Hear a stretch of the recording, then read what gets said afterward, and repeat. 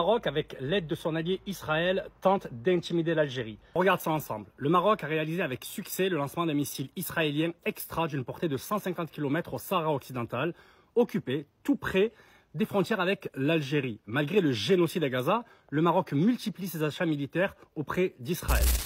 Pourquoi vous faites ça, les gars? Pourquoi est-ce que tu fais ça?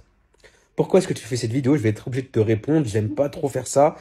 Ta vidéo, déjà, ce que tu dis, c'est bizarre, ça, c'est pas cohérent. Et deuxièmement, ta vidéo, elle est complètement hypocrite. Mais on va y revenir dessus. Tu m'obliges, c'est pas grave, c'est parti. D'abord, ton tweet. Tu nous dis que le Maroc aurait fait des lancements de missiles dans le Sahara occidental marocain à la frontière algérienne. Alors là, c'est pas cohérent. D'abord, le Sahara occidental, oui, est marocain, puisque, je vous le rappelle, j'ai sur ma chaîne YouTube une grosse série de vidéos de mon road trip dans le Sahara marocain. On est parti depuis Agadir jusqu'à Guelguelet, jusqu'à la frontière mauritanienne.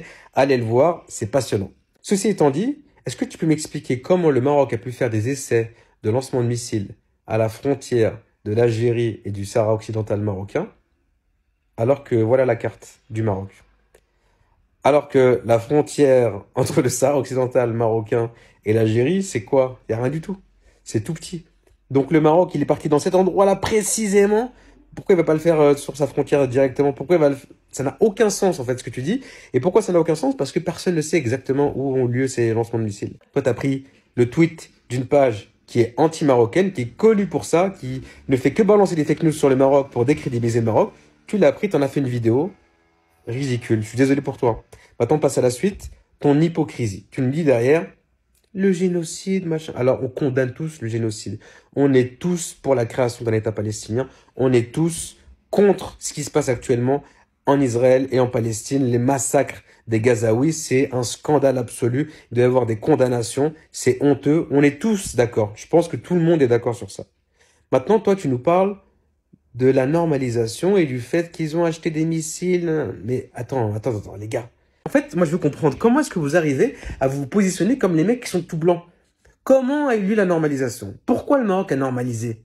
Le Maroc a normalisé au bout de 50 ans d'agression, au bout de 50 ans d'harcèlement d'un pays voisin qui finance, qui va absolument créer une fitna à l'intérieur du Maroc, qui finance, qui demande à ce que des Sahraouis fassent des attentats au Maroc, qui arment, etc. Des Marocains sont morts depuis 50 ans. C'est la raison pour laquelle, et tu ne peux pas faire fi de la cause qui a entraîné la normalisation. Si tu es honnête intellectuellement, tu es obligé de prendre en considération la cause qui a entraîné la normalisation du Maroc. De la même manière que quand le Qatar ouvre des bases militaires américaines au Qatar, tu ne peux pas attaquer le Qatar sans prendre en considération le contexte dans lequel ils font ça, à savoir que le Qatar était sous la menace de l'Arabie Saoudite.